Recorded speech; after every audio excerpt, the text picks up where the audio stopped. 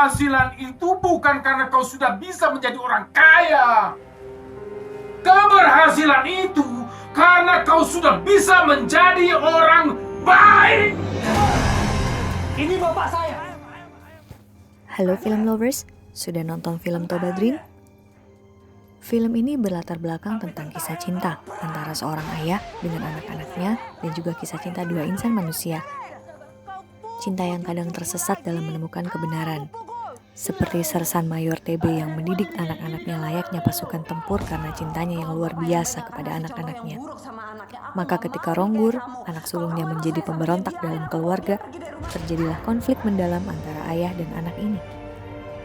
Ronggur, yang sesungguhnya mewarisi tabiat keras ayahnya, menemukan cinta dalam diri Andini, seorang wanita Jawa yang berbeda agama. Film ini adalah tentang mimpi Sersan Mayor TB yang ingin hidup dengan tenang dan damai mengandalkan uang pensiunan tentara dan memilih pulang untuk membangun kampung halamannya. Tapi Ronggur menolak. Ia ingin membuktikan bahwa selama ini ayahnya salah memilih jalan hidup. Dengan penuh siasat, Ronggur pun menjelma menjadi pentolan mafia narkoba dan merebut Andini dari orang tuanya yang tak merestui hubungan mereka. Toba Dreams merupakan salah satu film yang masuk ajang nominasi film terbaik Festival Film Indonesia 2015. Film adaptasi novel dengan judul yang sama ini memiliki cerita berlatar kehidupan adat Batak, keluarga militer, dan hubungan keluarga. Vino G. Bastian menjadi pemeran utama dalam film ini sebagai Ronggur, seorang mahasiswa bersuku Batak yang di drop out, hidup tak menentu, dan tinggal di keluarga yang berlatar militer. Dalam video kali ini, kami akan membahas nilai-nilai aneka, akuntabilitas, nasionalisme, etika publik, komitmen mutu, dan anti korupsi yang ada dalam film ini. Yang pertama, kami akan membahas adegan di awal film ini diputar. Scene ini memperlihatkan seorang yang mempunyai nilai akuntabilitas dan nasionalisme dalam menjalankan tugas negara dengan berdedikasi, disiplin, dan menjunjung tinggi sumpah prajurit serta mempertaruhkan jiwa raga demi mempertahankan kedaulatan bangsa. Prajurit yang berdisiplin, penuh dedikasi, dan menjunjung tinggi sumpah prajurit. Prajurit teladan yang telah mempertaruhkan nyawanya di medan-medan perang demi membela kedaulatan bangsa. Kemudian, ada pula adegan yang menggambarkan nilai nasionalisme, di mana diperlihatkan hati dan jiwa seorang prajurit yang memasuki purna bakti masih tetap dalam semangat prajurit dan berpesan agar para prajuritnya dapat membanggakan nusa dan bangsa.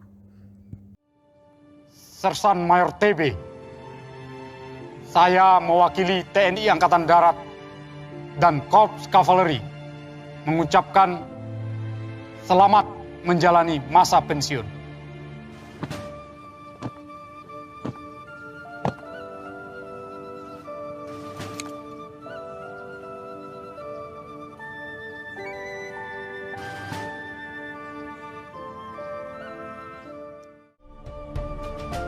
Rekan-rekan prajurit yang saya cintai dan yang saya banggakan. Meskipun saya tidak ada lagi di sini, tapi hati saya, jiwa saya tinggalkan di sini. Saya berharap semoga rekan-rekan prajurit membanggakan nusa dan bangsa. Selamat bertugas. Kalau ada yang tanya siapa batik kita, Kami jawab Sersan TB.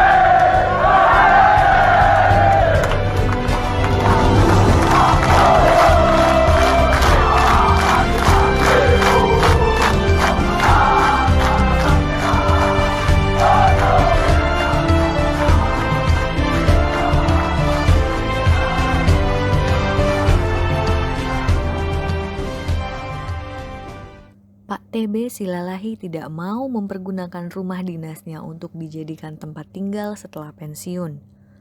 Karena rumah tersebut merupakan hak dari tentara aktif katanya. Selain menggambarkan nilai etika publik, yakni bertanggung jawab terhadap barang milik negara, adegan ini juga merefleksikan sikap peduli dalam nilai anti korupsi karena Pak TB memikirkan prajurit lainnya yang masih aktif sebagai tentara, meski ia sendiri harus pulang ke kampung dan tempat tinggalnya tak sebaik di Jakarta. Ini, Pak. Nah, Sumurung, tolong kau bingkai piagam tanda kehormatan Bapak ini. Hati-hati jangan sampai rusak, ya. Iya, Pak. Puluhan tahun Bapak mengabdi untuk negara ini. Cuma selembar kertas ini aja, Pak, balasannya. Dan kita harus diusir dari rumah ini. Bapak lihat dong untuk keluar sana, Pak. Banyak tetangga kita yang udah tahunan pensiun. Tapi masih tetap tinggal di sini. Padahal mereka masih punya rumah di luar komplek. Kau samakan Bapak dengan mereka. Rumah ini buat prajurit aktif.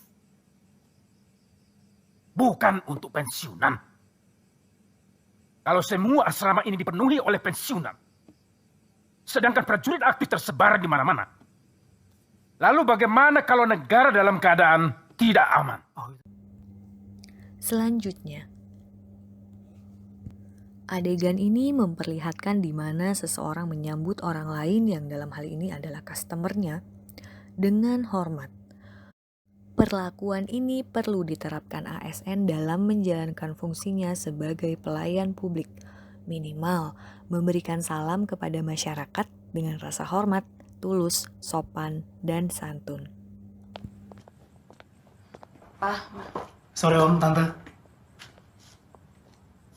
Dini, Papa mau bicara. Anak kedua Pak TB dalam situasi yang berbeda antara Jakarta dan Sumatera Utara dapat menyesuaikan diri dengan cepat tanpa berkeluh kesah yang berlebihan. Tentu sikap ini diperlukan oleh ASN untuk menjadi pribadi yang adaptif. Bu, Uli nggak mau lagi mandi di danau. Airnya tuh kotor, banyak sampah. Nanti lama-lama kulit Uli bisa rusak. Ini Bu udah kayak gini. Nggak apa-apa, nanti juga terbiasa. Telat lo ngeluhnya sekarang. Gue kasih tahu dari dulu gak percaya sih lo. Sain. Udah Lali, tenang aja. Bapak kan nanti mau bikinin kamar mandi di belakang. Pada adegan berikutnya, di mana memperlihatkan Pak TB ingin mengembalikan keadaan kampung yang bersih dan indah, ini mencerminkan nilai akuntabilitas berupa tanggung jawab seorang warga dalam menjaga kebersihan dan keindahan tempat tinggal serta lingkungan sekitarnya.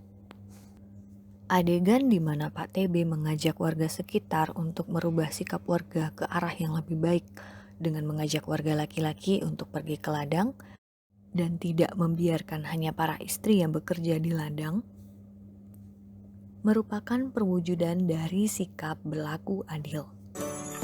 Waktu saya kecil dulu, kampung kita ini sangat terkenal dengan kebersihan dan keindahannya. Nah, sekarang lihatlah, kampung kita menjadi kotor dan jauh. Nah, begitu pula dengan Danau Toba. Mulai dari sekarang kita mencoba untuk merubah sikap kita. Kita bangun tempat mandi, tempat cuci, dan kakus. Ini babi kita pindahkan ke belakang rumah. Hei, Toga! Tunggu! Laki-laki lebih senang dia di lampu. Inang-inang disuruh bekerja keras. Artinya tidak betul itu. Rangur! Hei! Rangur, cepat!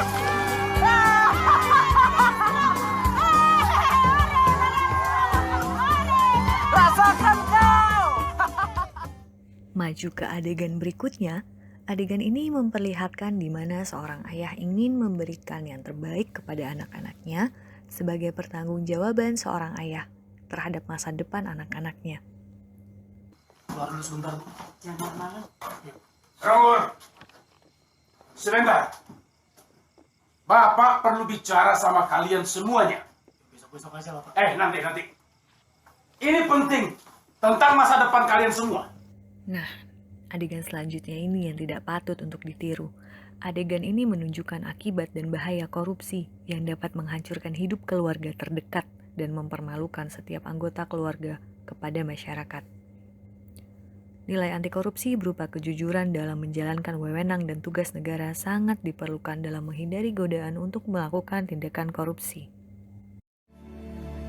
Misi, Pak. Pak, Tommy ada, Pak? Saya temennya mau ketemu. Ada apa, Pak? Saya ada perlu sama Tommy. Mas siap-siap baca.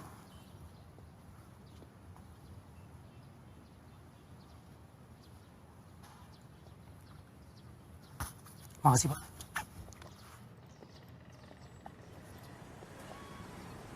Sebenarnya gue tuh malu kalau ketemu temen gue. Apalagi kayak gini, ketemu lo. Lo lihat lagi kejadiannya. Ngapain lu malu? Lo nggak salah. Ih, jelas malu lah. Lo lihat sekarang jadinya keluarga kan yang harus nanggung bebannya. Harus nanggung malu seumur hidup. Gara-gara ulah bego bokap kan. Pada adegan berikutnya, merupakan perilaku menjaga mutu pelayanan, di mana sang pengemudi taksi melarang penumpangnya untuk merokok di dalam taksinya. Hal ini cerminan menjaga kualitas mutu suatu pelayanan publik, walaupun terkadang harus mengambil resiko. Mana aja yang cepat? Maaf, Bos. Di dalam taksi nggak boleh ngerokok. Buat kita pengecualian lah. Nanti kita tambah kok. Nggak bisa, Bos. Udah peraturannya begitu soalnya. Maaf. Kalau gua mau ngerokok, lu mau apa? Hah? Silakan cari taksi lain deh. Ya, maaf. Gak usah larang-larang gua ngerokok. Kalau lu nggak menyesal. Kalau pada masih mau ngerokok, di luar. Saya tunggu. Mana kau lihat keluar? Hah? Atau gua pecahin dulu kepala lu? Lalu gua seret mayat lu keluar. Rokok emang bisa ngebunuh. Tapi kalau ada orang ngebunuh gara-gara dilarang rokok. Orang. Keluar lu, suruh keluar! Egi.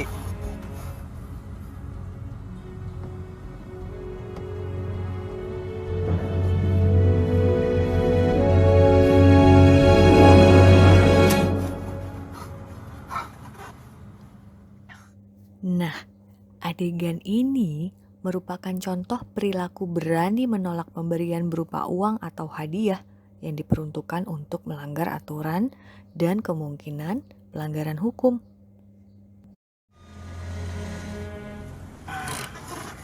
Bang, 1 juta tuh, Bang. Banyak banget nih, Bos. Cuma 60.000 harganya. Enggak, itu nggak seberapa. Uang segitu nggak seberapa untuk orang yang punya nyali besar seperti kamu. Saya yakin kamu bisa mendapatkan uang lebih banyak lagi. Tapi itu nggak cuma-cuma. Saya minta tolong sama kamu untuk ambil barang besok pagi dan antar ke rumah saya. Oke? Gi, kasih alamatnya Peter. Tunggu. Maaf nih, saya harus tahu dulu barangnya apa. Narkotika. Makasih deh. Saya nggak sebodoh itu. Iyalah. Cuma kue. Hadiah ultah buat anak saya. Menjelang akhir dari film ini, kami masih disuguhkan adegan yang mengandung nilai aneka, yakni saat adegan Pak TB meminta anaknya untuk mempertanggungjawabkan semua konsekuensi atas perbuatan anaknya. Hal ini cerminan keberanian yang perlu dimiliki oleh para prajurit bangsa, termasuk ASN, yakni berani untuk bertanggung jawab atas kesalahan yang pernah dibuat. Tapi kau juga harus mempertanggungjawabkan semua perbuatanmu di hadapan hukum. Tolong saya, Pak. Tolong saya takut, Pak. Rumah ini sudah kami gebuk. Diharap kepada saudara menyerahkan diri. mengerti. Tapi dalam tubuh mengalir darah seorang prajurit. Dan seorang prajurit harus berani menanggung semua resikonya. Tegakkan kepala. Hadapi mereka. Hadapi mereka. Harus berani. Harus berani. Ayo.